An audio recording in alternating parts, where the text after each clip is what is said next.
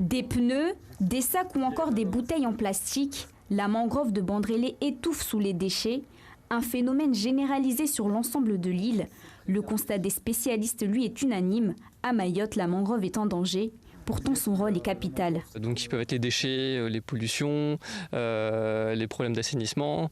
Et donc, on est vraiment en train de vouloir préserver ces écosystèmes qui sont extrêmement utiles pour les populations locales, enfin pour nous, notamment via la préservation du trait de côte, via aussi son rôle d'épuration, ses capacités d'accueil aussi de la biodiversité. Donc, on parle de mangroves, c'est des arbres, c'est des palétuviers, mais autour de ces arbres, on a des crabes, on a des oiseaux, on a aussi toute une dynamique qui s'installe autour de ces mangroves.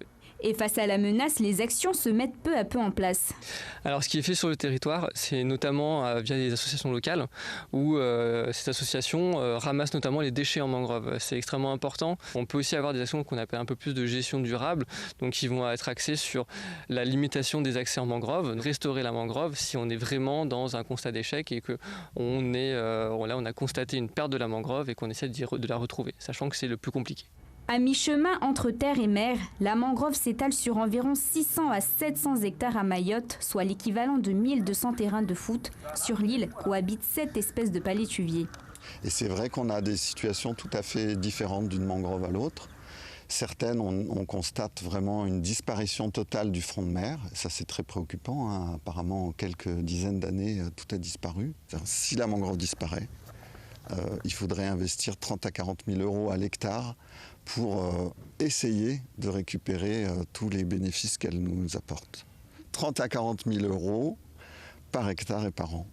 Dans le cadre du séminaire de l'Office français de la biodiversité, un appel à projet a été lancé pour la préservation et la mise en valeur de la biodiversité à l'échelle de l'île et de l'océan Indien. Nous avons fait le choix de financer des appels à projets qui peuvent être portés par des communes, par des associations.